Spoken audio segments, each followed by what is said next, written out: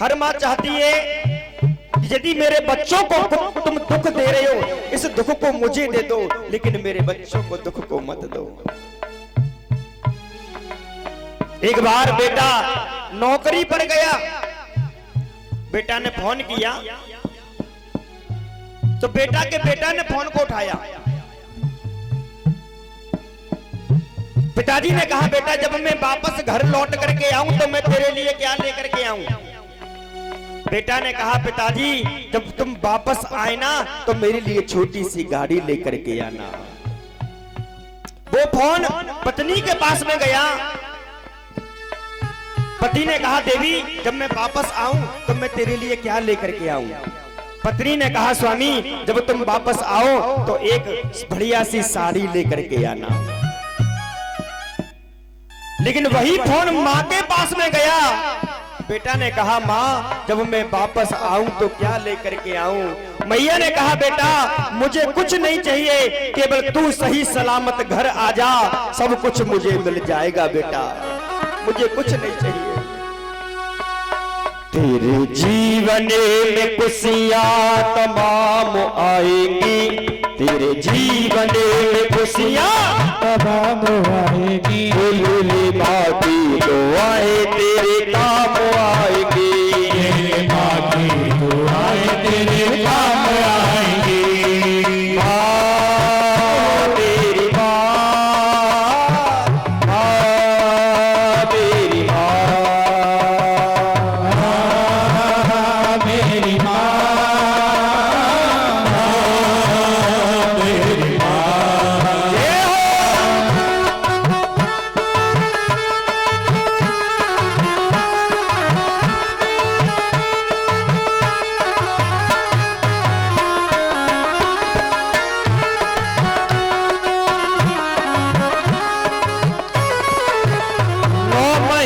तन के सांचे में ढालती है माँ, 9 महीने तन के सांचे में ढालती है माँ, और जन्म देती है और पालती है माँ, और जन्म देती है और पालती है माँ। माँ को मना, रूठी माँ को मना, ये माँ मान जाएगी, रूठी माँ को मना, ये माँ मान जाएगी। मेरे माँ की दुआएं तेरे काम आएंगी, बाकी दुआएं तेरे काम आएगी, माँ की दुआएं तेरे काम आएंगी, मेरे माँ की दुआएं तेरे काम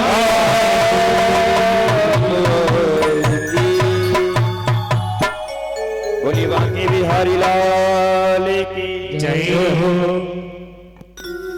आज तो द्रौपदी के 5 पुत्रों को सिर को काट करके अश्वत्थामा लेकर के गया। सभी नगरवासी एकत्रित हो गए। अर्जुन ने कहा, देवी हमारे पुत्रों को जिसने मारा है उसे मैं जीवित नहीं छोड़ूंगा। अर्जुन तलवार लेकर के निकल गए ढूंढने के लिए। अर्जुन को मालूम पड़ा कि हमारे पुत्रों को अश्वत्थामा ने मारा। अश्वत्थामा ने ब्रह्मास्त्र चला दिया अर्जुन के ऊपर। अर्जुन दौड़ करके कन्हैया के पास में आए, कन्हैया मेरी प्राणों की रक्षा करो। कन्हैया ने कहा, यदि उसने तुम्हारे ऊपर ब्रह्मास्त्र चला दिया तो तुम भी एक ब्रह्मास्त्र चला दो। अर्जुन ने भी ब्रह्मास्त्र को चला दिया, दोनों टकरा करके गिर गए। अर्जुन दौड़ करके गए, अश्वत्थामा को पकड़ करके लेकर के आ गए, द्रौपदी के चरणों में डाल दिया, तलवार को ले लिया। अर्जुन ने कहा कि हमारे 5 पुत्रों को मारा है इसने, और इसके भी टुकड़े 5 होने चाहिए, क्योंकि 5 पुत्रों को मारा है तो इसके टुकड़े 5 होने चाहिए। द्रौपदी ने कहा, इसे छोड़ दो, इसे मारो मत, क्योंकि मां ही समझ सकती है एक मां का दुख। द्रौपदी ने कहा, यदि ये मर जाएगा तो इसकी मां रो रो करके पागल हो जाएगी, इसे छोड़ दो। उसी सभा में कन्हैया को बुलाया अर्जुन ने कहा कन्हैया तुम ही फैसला करो, क्या करें इसका बताओ। अब तो कन्हैया फैसला कर रहे हैं साहब।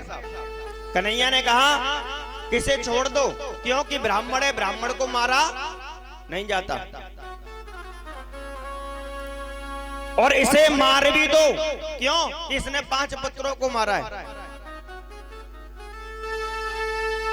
अर्जुन ने कहा कन्हैया जी तुम कैसी बातें करते हो, दो बातें कर रही हो।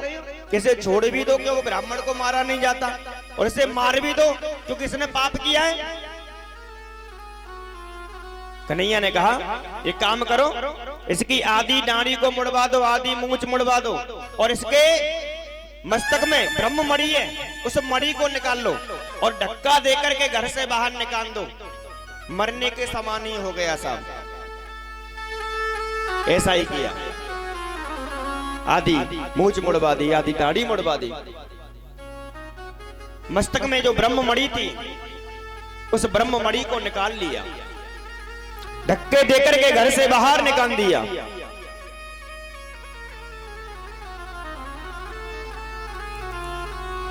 अब तो अश्वत्थामा ने सोचा कि जो अभिमन्यु थे, अभिमन्यु उनकी पत्नी का नाम था उत्तरा, और अभिमन्यु रण में मारे गए, युद्ध में मारे गए अभिमन्यु, और उनकी पत्नी है उत्तरा, उसके गर्भ में एक बालक है, और यदि मैं उस बालक को मार दूं तो इनका वंश बिल्कुल नष्ट हो जाएगा,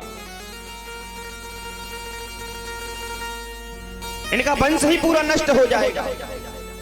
उस बालक को मार दूं तो मैं। आज तो अश्वत्थामा ने ब्रह्मास्त्र चला दिया उत्तरा के गर्भ में उस बालक को मारने के लिए। उत्तरा को बड़े कष्ट होने लगे, तकलीफ होने लगी। उत्तरा गोविंद को याद करने लगी, गोविंद इस दुनिया में तो मेरा कोई नहीं, केवल तू ही मेरा सहारा है। जैसे 5 पांडवों को मेरे गोविंद रखते थे, ऐसे ही माता उत्तरा को भी रक्षा करते थे मेरे गोविंद। आज तो मेरे कन्हैया संक्षिप्त रूप, छोटा रूप बना करके मैया के गर्भ में प्रवेश हो गए, उत्तरा के गर्भ में, और उस बालक के प्राणों की रक्षा की गर्भ में जाकर के।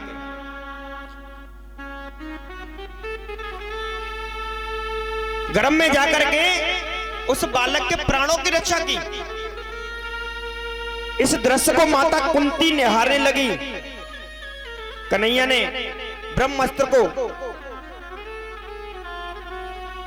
ब्रह्मास्त्र से उस बालक की रक्षा की। रक्षा करने के बाद में कन्हैया गर्भ से बाहर आए। माता कुंती ने कहा अरे कन्हैया तू तो भगवान है, आज मुझे मालूम पड़ गया, तू कोई साधारण नहीं, तू तो भगवान है।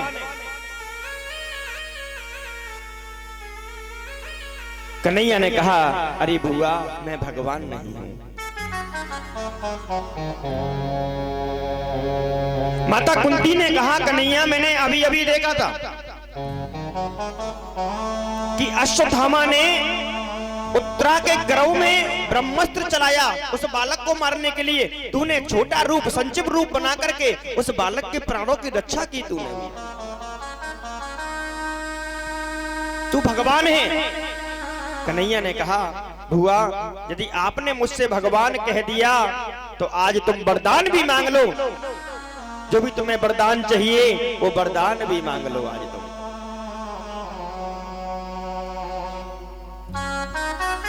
माता कुंती ने कहा कन्हैया यदि मैं तेरे से वरदान मांगू तो तू इनकार तो नहीं करोगे तुम?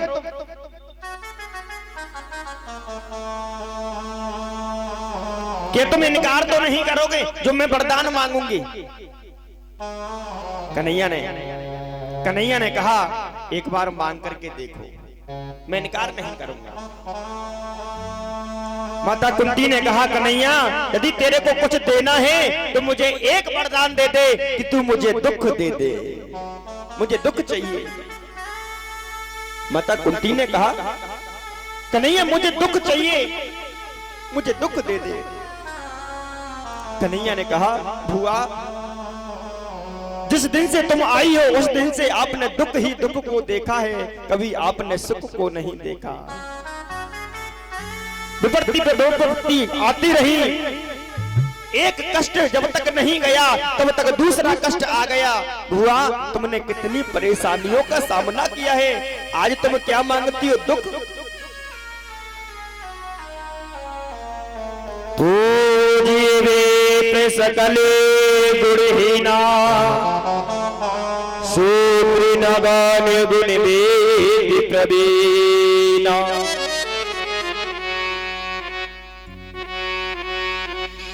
के सुख के माथे से ले पड़े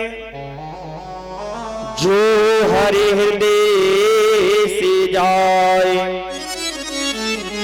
बलिहारी बा दुख की सो पल पल नाम जपाए। माता कुंती ने कहा, कन्हैया यदि तेरे को कुछ देना है ना तो तू मुझे दुख दे दे, मुझे दुख दे दे और मुझे कुछ नहीं चाहिए। कन्हैया ने कहा, बुआ आपने कितनी परेशानियों का सामना किया है, अरे जिस दिन से तुम आए हो उस दिन से आपने दुख ही दुख देखा है, कभी तुमने सुख को नहीं देखा। माता कुंती कहने लगी, कन्हैया कि दुख भी मुझे प्यारे हैं, सुख भी मुझे प्यारे हैं, छोड़ू मैं किसे भगवान ने, दोनों ही तुम्हारे हैं। छोड़ू मैं किसे भगवान, दोनों ही तुम्हारे हैं।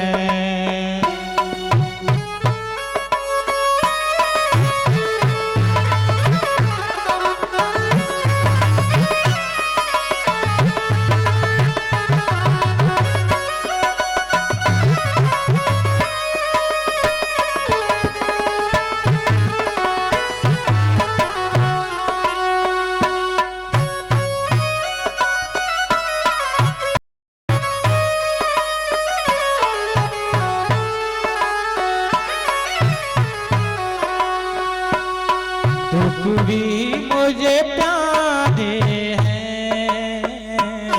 सुख भी मुझे प्यारे हैं, सुख भी मुझे प्यारे हैं, दुख भी मुझे प्यारे हैं। छोड़ू मैं किसे भगवान, दोनों ही तुम्हारे हैं। छोड़ू मैं किसे भगवान, दोनों ही तुम्हारे हैं।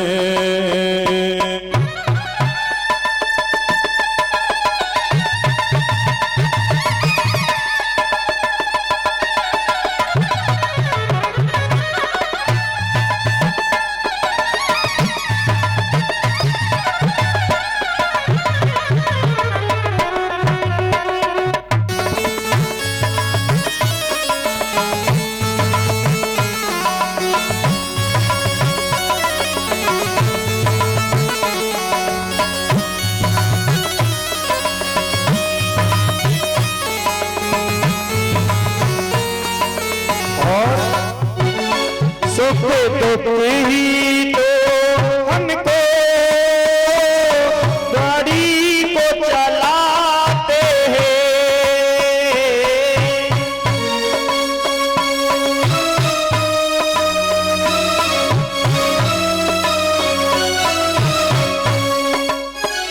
सुख दुख तो दुनिया की गाड़ी को चलाते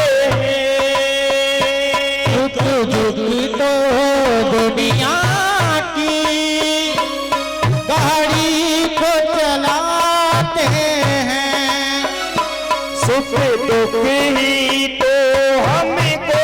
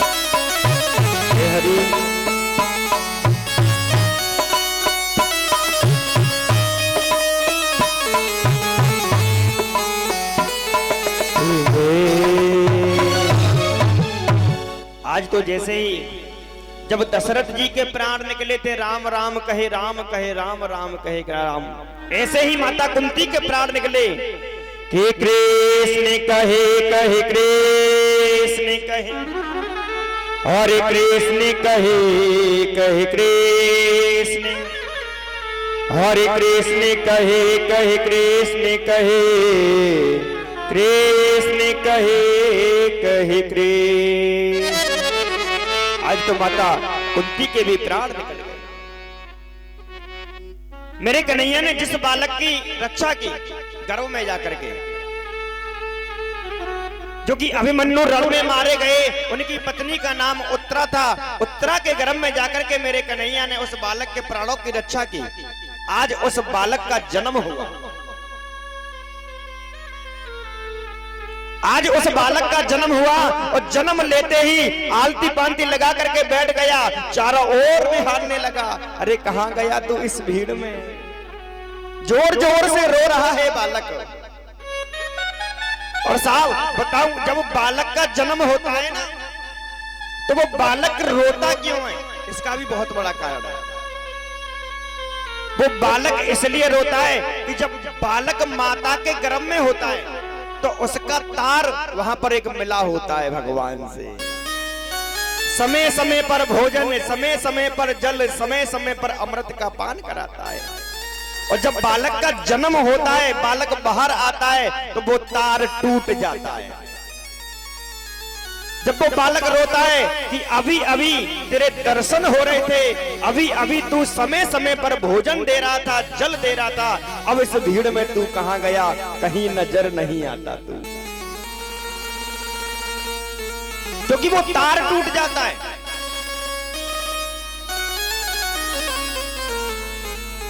अब तो उस बालक का जन्म हुआ। जन्म होते ही जोर जोर से रो रहा है और चारों ओर देख रहा है, इस भीड़ में कहां चला गया तू? सभी नगरवासी आए देखने के लिए, कैसा अद्भुत बालक है कि जन्म लेते ही बैठ गया और चारों ओर निहार रहा है। मेरे कन्हैया को मालूम पड़ा तो मेरे कन्हैया भी रथ लेकर के आए। कन्हैया ने अपनी गोदी में जैसे ही बालक को लिया तो वो बालक जोर जोर से हंसने लगा, इस भीड़ में तू मुझे मिल गया।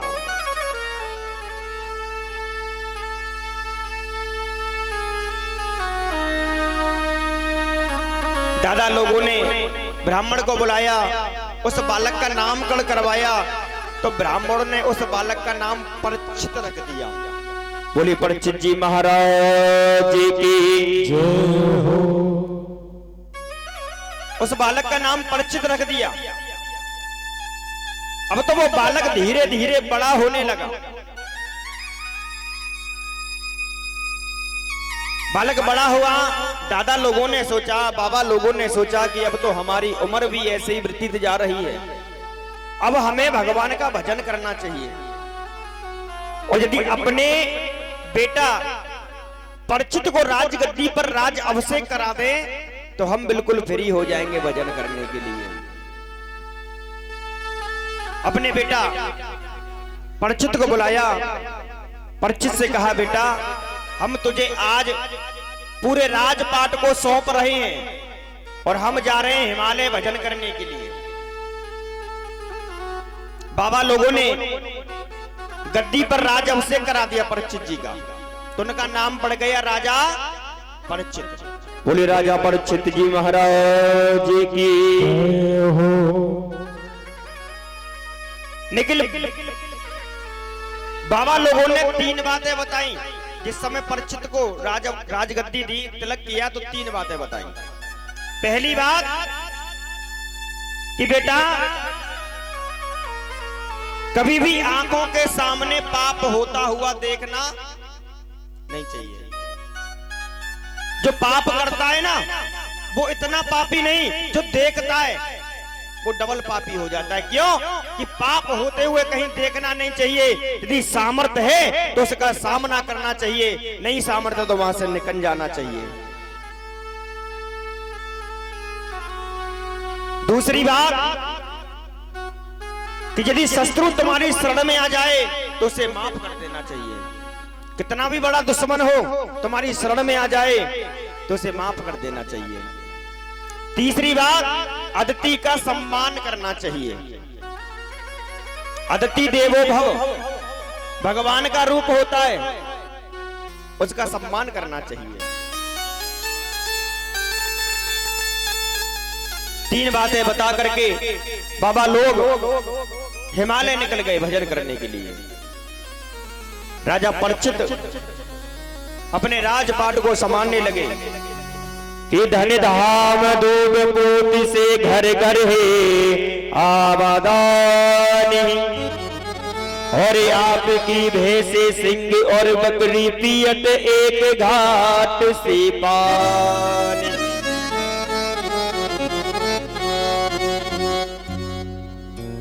राजा अपने राजपाट को संभालने लगे। राजा ने एक दिन विचार किया कि मुझे अपने बाबा के जो कारागार होते हैं ना पुराने, हाँ उसमें पुराना सामान रखा रहता था। राजा परीक्षित एक दिन घूमने के लिए गए उसमें, तो देखा कि सोने का मुकुट रखा है। राजा परीक्षित ने उस मुकुट को उठाया और अपने सिर पर पहन लिया।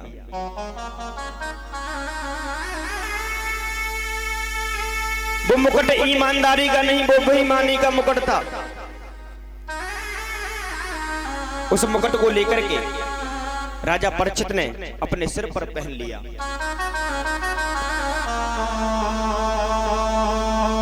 मुकुट को पहन लिया सिर पर, निकल गए वन की ओर भ्रमण करने के लिए। भ्रमण करने के लिए वन की ओर निकल गए। एक गैया मैया रो रही है, रुदन कर रही है। क्यों? कि एक आदमी है बहुत बड़ा, काला सा है, वो बैल के तीन पैरों को काट दिया, चौथे पैर को काटने के लिए व्याकुल हो रहा है। वो आदमी कोई और नहीं, वो कलयुग है, और वो कोई और नहीं, जो बैल है ना वो कोई और नहीं, वो धर्म है।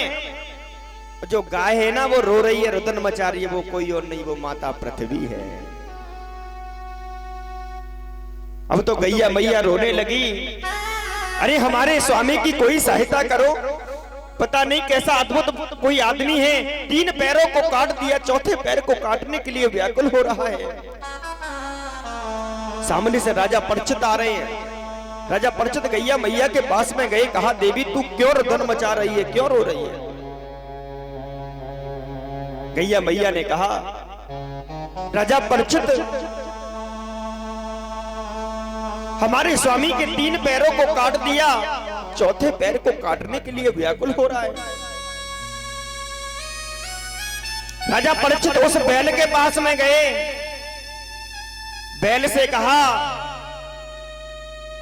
कि तुम बिल्कुल चिंता मत करो, तुम्हारी ये हालत जिसने की है उसे मैं जीवित नहीं छोड़ूंगा। उस बैल ने कहा स्वामी कि कर्म प्रधान ईश्वर रचा, जो जस करई सुत से फल चाखा।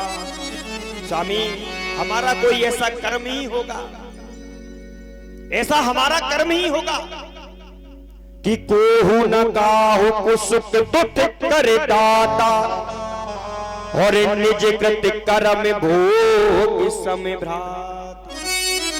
आदमी मरता है ना, इंसान मरता है तो अपने कर्मों से मरता है, उसे भगवान नहीं मारता। क्योंकि चौपाई लिखी है कि राम न काहु कुमारते, और ना हत्यारे राम, और अपने आप मर जाते हैं कर कर खोटे का। भगवान किसी को नहीं मारता। यदि आदमी मरता है तो अपने कर्मों से मरता है, इंसान मरता है तो अपने कर्मों से मरता है। मेरा गोविंद किसी को नहीं मारता। राजा परीक्षित ने कहा कि मैं उसे जीवित नहीं छोड़ूंगा। राजा परीक्षित तलवार लेकर के निकल गए उस कलयुग को मारने के लिए, लेकिन कलयुग दौड़ करके आया, राजा परीक्षित के शरण में आ गया, दंडवत प्रणाम किया और पैरों को पकड़ लिया, मुझे माफ कर दो। राजा परीक्षित को अपने बाबा लोगों की यादें आ गई कि शत्रु यदि शरण में आ जाए उसे माफ कर देना चाहिए। राजा परीक्षित ने माफ कर दिया कलयुग को। कलयुग ने कहा महाराज अब हमें जगह दीजिए रहने के लिए। राजा परीक्षित ने कहा मैंने दे तो दी, यहाँ स्त्री गमन होता हो, यहाँ दारू का पान होता हो, वहां जुआ होता हो, वहां तुम वास करोगे। कलयुग ने कहा महाराज मैं घूम करके आ गया, कोई अच्छी सी जगह दीजिए महाराज। राजा परीक्षित के मुंह से निकल गया कि तुम सोने में भी वास करोगे, धन में भी वास करोगे। तो मैया जो धन होता है ना, धन दो प्रकार का होता है। एक होता है साहब कमाया हुआ धन, और एक होता है बेईमानी वाला धन। जो बेईमानी वाला धन होता है ना, छीना चपटी वाला, उसमें कलयुग वास करता है। बता दूं कैसे?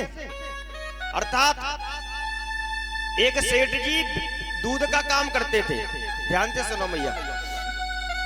सेठ जी दूध का काम करते थे तो बड़े ईमानदारी से करते थे, दूध में कभी पानी नहीं डालते थे। लेकिन सेठानी बहुत चालू थी। सेठानी ने कहा महाराज पानी डाल दिया करो थोड़ा बहुत।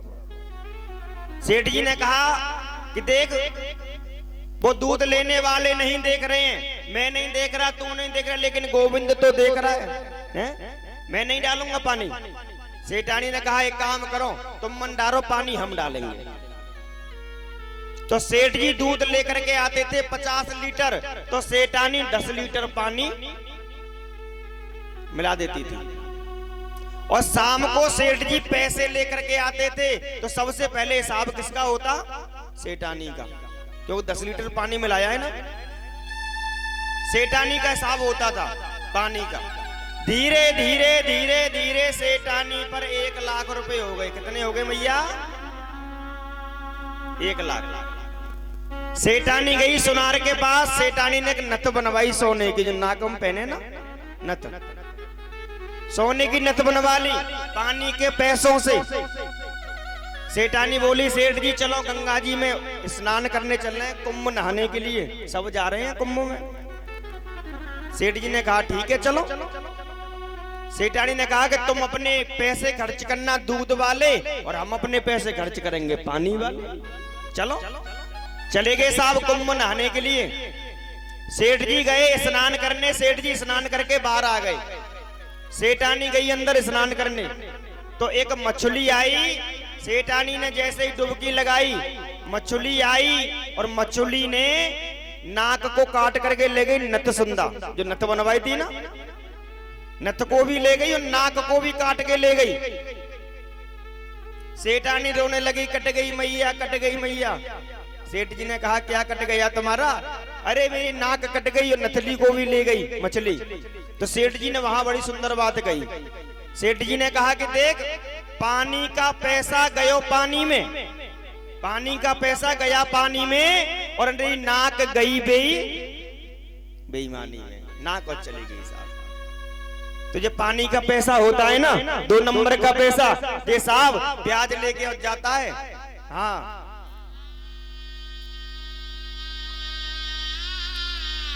जो होता है 2 नंबर का पैसा, इसमें कलयुग का वास रहता है।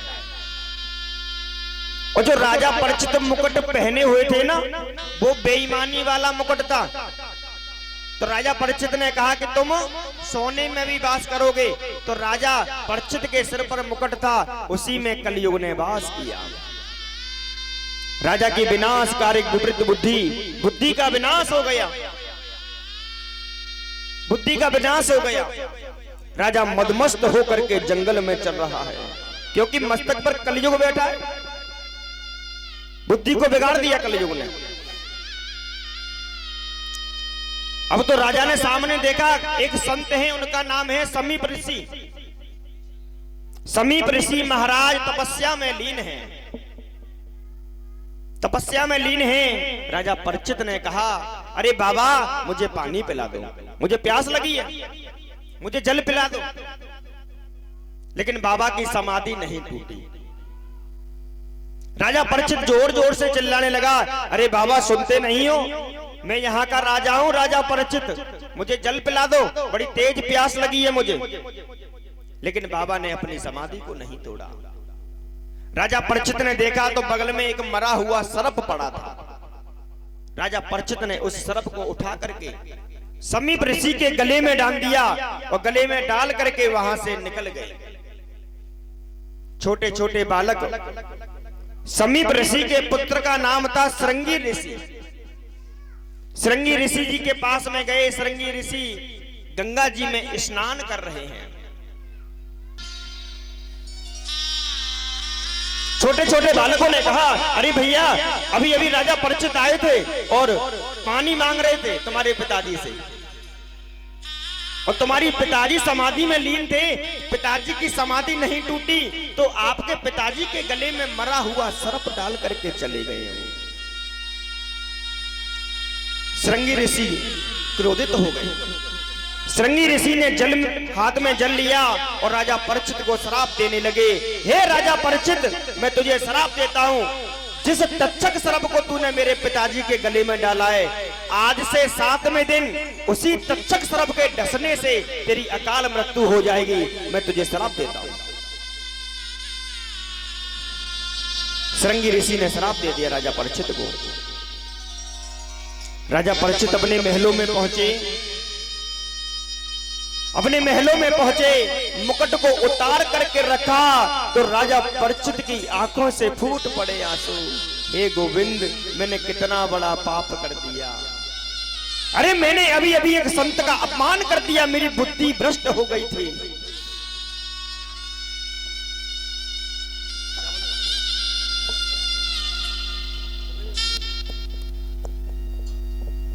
आज तो बुद्धि का विनाश हो गया, विनाशकारी वृत्त बुद्धि हो गई। राजा परिचित की फूट पड़ी आंखों से आंसू। उधर समीप ऋषि को मालूम पड़ा। समीप ऋषि ने अपने पुत्र श्रृंगी ऋषि को बुलाया, कहा, बेटा, अभी तू है ना, अभी तू नकली संत है, असली संत नहीं। क्यों? बेटा, जो असली संत होते हैं ना, उनको क्रोध नहीं आता। और तुमको क्रोध कैसे आ गया? आपने राजा परिचित को श्राप दे दिया। तुम्हें पता है वो राजा परिचित हमारी कितनी रक्षा करते हैं, हमारी सहायता करते हैं। आज हम हवन करते हैं, यज्ञ करते हैं, जो भी पूजा करते हैं, समाधि में लीन होते हैं, किनकी बदौलत? उन्हीं की बदौलत। क्योंकि जो असुर है ना, वो हमको सताते थे तो हमारी रक्षा करते थे राजा परिचित। बेटा, तूने श्राप दे दिया, बहुत गलत किया। श्रृंगी ऋषि ने कहा, पिताजी, मुझे माफ कर दो। समीप ऋषि जी ने कहा, अब मेरे साथ में चलो राजा परिचित से कहने के लिए कि मेरे बेटे ने तुम्हें श्राप दे दिया है, तुम्हें मरने से कोई रोक नहीं पाएगा, लेकिन अपनी मुक्ति का कुछ उपाय कर लो। आज तो समीप ऋषि जी महाराज अपने पुत्र श्रृंगी ऋषि को लेकर के राजा के दरबार में पहुंचे। राजा परिचित से कहा, राजा परिचित, हमें माफ कर दो, हमारे पुत्र को माफ कर दो। हमारे बेटे ने तुम्हें श्राप दे दिया है, आज से 7वें दिन तुम्हारी अकाल मृत्यु हो जाएगी तक्षक सर्प के डसने से। राजा परिचित ने कहा, गुरुजी, मैंने अपने इन हाथों से कितना बड़ा पाप कर दिया कि मैंने संत के गले में मरा हुआ सर्प डाल दिया। गुरुजी, आज से 7वें दिन क्यों, मैं तो अभी जीना नहीं चाहता। 7वें दिन का श्राप क्यों दिया? अरे श्राप देना था तो अभी का श्राप देना था गुरुजी। गुरुजी ने कहा, राजा परिचित, तुम्हें मरने से कोई रोक नहीं पाएगा। आज से 7वें दिन तुम्हारी अकाल मृत्यु हो जाएगी, लेकिन इसका कोई उपाय कर लो। राजा परिचित अपनी पत्नी के पास में पहुंचे। अपनी पत्नी से कहा, देवी, इस दुनिया में कोई ऐसा नहीं जो अपने सीने पर हाथ धर के कह दे कि मैं आज से 7वें दिन मर जाऊंगा, लेकिन मैं तुमसे वादा करता हूं, अपने सीने पर हाथ धर के कहता हूं कि मेरी आज से 7वें दिन मेरी अकाल मृत्यु हो जाएगी। राजा परीक्षित ने अपने पुत्र जन्मेजय को बुलाया, राजगद्दी पर राजअभिषेक करा दिया, अपने महलों के वस्त्रों को उतार करके रखा, हाथ में एक कमंडल ले लिया। अब तो राजा परीक्षित निकल गए वन की ओर, और भूखे लगे तो और मांग के कहियो, और गिनियो ना तू साँझ सवेरो। हरे राम राम राम हरे हरे, हरे कृष्ण कृष्ण कृष्ण हरे हरे। भूख लगे तो मांग के भइयो, भूख लगे तो मांग के खइयो,